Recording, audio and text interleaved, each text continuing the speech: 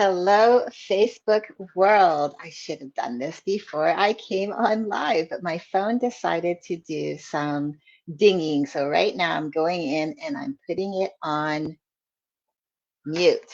Hi there. Hello, Facebook world. I hope you guys are having a beautiful Friday. I just want to come on real quick. Hopefully, I won't be too long. I'll try to keep this short because I do like to talk. But I wanted to come on and talk about living, like really living your life. Because if you're not in the doing and living of your life, you just might miss out on a lot of great things. Because what I'm doing is I'm finding more and more that the women in my life, my friends and my peers, and those that I'm just meeting, that a lot of the time they're recognizing the need to return to practicing self care because they're feeling disconnected from their joy. And they don't want to live a life of regrets, but they want to live their life of possibilities. But what they're doing is they're stopping themselves. I'm also finding more and more in social media from the posts that I'm seeing that many women are speaking out and sharing that they have to take a break, that they have to take a pause so that they can focus more on their self care and their relationships. In fact, I'm having women reaching out to me wanting to know more about self care and what that possibility could possibly could look like for them because they're looking to have a more joyful existence. That is their goal. They want more joy. So why is it that self-care isn't being practiced more as a common daily habit, just like brushing your teeth, brushing your hair, getting dressed in the morning? Hi, I'm Leslie Gadet, self-care specialist for women. I work with female entrepreneurs who have strong CEO skills, but they need to incorporate more self-care into their life and business to support them emotionally, physically, and spiritually so that they have more joy, gratitude, peace, balance, and love in their lives. What I'm starting to think is that there's an unfortunate negative label attached to anything that is self-help related. And that has people ignoring the signs, like their mind and their bodies are sending them signals that, hey, stop what you're doing. You need to take a look at this. I believe that women are finding it hard to buy or buy into self-care, self-love, or self-development services because they can't see the physical outcome. And in turn, that's why they often don't get the help they need. In fact, they look at it as something that if it has real value, that is something that they should be able to see instead of realizing it's something that they can feel, right? Believing if you can't see it, then it's not attainable and therefore it's not valuable. They make excuses and lean on lack of time, which because they believe they have too much to do in the day and they can't, don't, and won't carve out time for themselves. They make excuses around money. They can't afford to spend money on me if I can't see the value, not realizing that it's the inner work that provides them the feeling and then the actual physical results. And they make excuses around their relationships getting in the way. They have kids, they're too busy with after school activities, or they're caregivers to their aging parents, as examples. And so that keeps them from saying yes to tools that will help them feel better about themselves so that they can wear all of their hats with more success. They don't trust that serving themselves in this way works, self care. They don't trust that it will work for them, and they secretly don't believe they deserve it. And on top of that, they don't believe they can change, believing that you can't teach an old dog new tricks mentality. And so they don't believe that it's possible for them. But it's also possible that they have tried it before, some form of self development, self care, or self love work before. And it didn't work out the way they had hoped it would. And so they now believe that one not so stellar experience that they had means that the whole self help industry doesn't work. And so they give up. But here's the thing, if that's something that you can relate to, it could be that you're not even realizing that it's because you don't believe it's possible for you.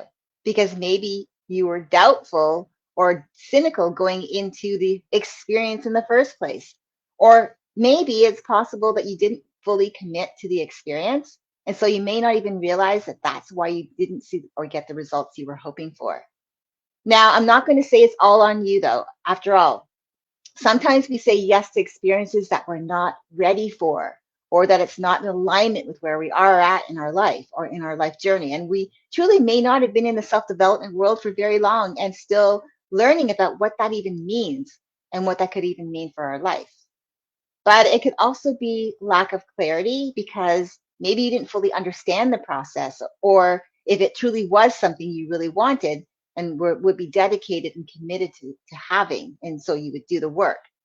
Bottom line, though, is that I'm seeing a lot of women are giving up on their self-care to focus on going after their goals and sacrificing precious time spent away from their loved ones and from taking care of themselves, mind, body, and soul. Now, some fear the inner work because it can be scary to face yourself and admit that you need to make changes in order to grow, in order to be, do, and have the things that you want in life. And so you may even opt in to staying miserable so that you don't rock the boat. You don't or won't try something new that has the potential to help you feel good about yourself because, again, you think you have to see the results instead of recognizing that it's first the feeling of the results and then you see the rewards of those results. And so, in turn, you stay stuck and afraid to act, but still wanting to change and still fear taking another look. One of my clients learned about the power of gratitude. And this is one of the things I work with my clients. It's very much important to have gratitude in your life. I have them focus on gratitude because it's a powerful energy. Her name's Wadsi. She wanted change, but when we talked about gratitude, which I talk a lot about, it, especially in the very beginning to help her through the mindset work, and we talked about its powerful energy. She wondered how gratitude was a thing that would give her what she wanted, which was deeper bonds with her children and a more loving relationship with her husband. It wasn't something she could immediately see. It was first something she would feel, and then she started to see results in spending time together, doing fun things, talking about life, working in her business together with her husband, having those deeper level conversations with her children about life and their dreams for their future. All things she was missing out on because she was so focused on building the empire, sacrificing time away from her family, which is time you can't get back, missing out on moments having conversations with her kids about life because they were going to her sister instead. And so when she finally recognized that self-care was so important to support her so that she could then feel better about herself as a human, that allowed her to create the time and space for her business and quality time with her family, as well as taking care of her. So I encourage you, look around you. If you're finding that maybe you need to take another look, who in your inner circle is at peace in their life? Maybe someone you've noticed a shift in their energy. They seem happier. They have more pep in their step. They have more positive outlook on life. Ask them about the changes that they've made. You've noticed, right? You've noticed changes. And you might say to them, I noticed you're happier. You seem like things really are going good in your life. I've noticed something is different about you. Tell me where this joy comes from. Now, I wrote an article called Gratitude Stacking, and I truly believe, as I said, gratitude is such a powerful energy. And the just the short version of it is the gratitude stacking is really starting your day with gratitude, and then you have this gratitude energy in the day to help support you. And at the end of the day, you bookend it with gratitude. And there's a whole exercise that goes around it. But I'll link the article in the comments below so that you can take a read for yourself. When you look at your life today and what you want for your life to be, what's stopping you from having that life? If you've looked at the self-development world before and maybe your first foray wasn't so great and so you stopped, what's stopping you now from taking another look at it and maybe seeing it with an open mind that possibly it could lead you to something that's really great, that maybe there is something about this that would really work for you if you had that open mind and recognize that it's really more first about the feeling before you see the results, the physical results that you're looking for. And then if you ask yourself if you're willing to take another look at self-care, self-love, or self-development work, and you're willing to give yourself that chance, another chance, and if the answer is yes, who do you know as someone you can reach out to for support and guidance? Because maybe that person that you've noticed positive changes around, that person might be the one you're looking for to support you and guide you into and help you make the right decision for you. However, if the answer is no, that you're not willing to take another look at it, you're done, you're one and done, then let me ask you this. Are you willing to let things stay the way they are? Keep feeling discontent, still feeling doubtful that anything will work, and willing to go through the rest of your life feeling unhappy? And then at the end of your life, will you be okay to look back and have regrets for a life not truly lived, not lived to your fullest potential, and feeling bitter and angry and sad that you never went after your dreams because, well, you didn't believe in yourself enough to make a decision that would put you on the path to your success, to your joy, to your gratitude, to your love, to that amazing life? Now, if you've been following me for a while, then you will have heard this story before. But if you're new to my lives, this is something I truly believe begs paying close attention to. There's a book called The Top 5 Regrets of the Dying by Bronnie Ware, who is a palliative care nurse. And she made an accounting of her experiences with the people that she would be caring for when they came to end of life. And she found that the top 5 regrets were: one, I wish I'd had the courage to live a life true to myself, not the life others expected of me. Two, I wish I hadn't worked so hard. Three, I wish I'd had the courage to express my feelings. Four, I wish I had stayed in touch with my friends. And five, I wish that I had let myself be happier. Now, the first one, I wish I'd had the courage to live a life true to myself, not the life others expected of me, was the most common regret of all. Because people realize that their life is almost over and they're looking back on it, they are looking at it, oh my gosh, all these dreams have gone unfulfilled. I didn't live. And they are feeling so much regret for not allowing themselves to really live their lives up and all the way up until that time. And they realize that they no longer have time left to go back and do those things, right? So think about that as you are thinking about what you want the rest of your life to look like. The second one, I wish I hadn't worked so hard, came from every male patient that she nursed.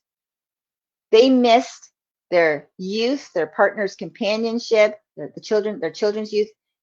Women spoke of the regret as well, but most were from an older generation, and many of the female patients were not the breadwinners of the family. But all of the men, she says, all of the men I nursed deeply regretted spending so much of their lives on the treadmill of a work existence. I want you to hear this because it's so important. If you're looking at your life and maybe you're at that time where, is this all there is to life? You're asking that question. I want you to think about this, that you're not at the end of your life think years ahead when it comes that time when you're looking back. Do you want to be having this regret, thinking, I wish I hadn't worked so hard? And that basically meaning all work, no play. Number 3 was, I wish I'd had the courage to express my feelings. And she says many people suppress their feelings in order to keep peace with others. As a result, they settled for a mediocre existence and never became who they were truly capable of becoming. Many developed illnesses relating to the bitterness and resentment they carried as a result. I hope this is landing, because seriously, I don't know, if I had not been for the past 6 years in the self-development world, I know that I'd be listening closely to this. Number 4, I wish I had stayed in touch with my friends. This is huge. She said often they would not truly realize the full benefits of old friends until their dying weeks, and it was not always possible to track them down. Many had become so caught up in their own lives they had let golden friendships slip by over the years. There were many deep regrets about not giving friendships the time and effort that they deserved. And everyone misses their friends when they are dying. These are her words from the people that she experienced their last days with, their last weeks. And 5, I wish that I had let myself be happier. She said this is surprisingly common. Many did not realize until the end that happiness is a choice. It truly is. It's not when I have this or when I do that or when I get this that you'll be happy. It's a choice to be happy now, no matter what life is, no matter your circumstances, and looking for ways why I wrote what I wrote in my article about finding supporting evidence to support your new empowering belief to choose to be happy. She says they stayed stuck in old patterns and habits. The so-called comfort of familiarity overflowed into their emotions as well as their physical lives. Fear of change had them pretending to others and to themselves that they were content, when deep within they longed to laugh properly and have silliness in their life again. Oh, so again, as the title of this live asks, a life of regrets or a life well lived, which do you choose? If this landed, I hope that you take some time moving forward to take another look at your life. And if you know that you need to make some changes, if you need tools to support you so that you can start living your life the way you truly want to live, so you can start building in, those moments of being able to look back and say, yeah, I did this and I did that. I'm so grateful. I've got these friendships. I took time. I made QT or quality time with my friends and my family. I structured my time well so that I could get more done efficiently, effectively, and still have time to take care of me and have fun and live my life. Then reach out to your inner circle of friends to help you choose, because we all have those people in our lives who want, I'm hoping that you do, that have your back, that truly want you to succeed. Reach out to them. And if there's that one person, like I said, that you've noticed a pep in their step, there's changes, there's something about their life that seems different, that seems good, and you want to know how to tap into that, reach out to them. And if this is something that you know needs to be heard by someone that you know that's in real need to incorporating tools into their life so that they feel better about themselves, then please share this video with them. Help me get this message to them so that they have the courage to help themselves. That's it. I hope that you have an amazing rest of your day, a beautiful weekend ahead, and I'll see you guys next time. Bye for now.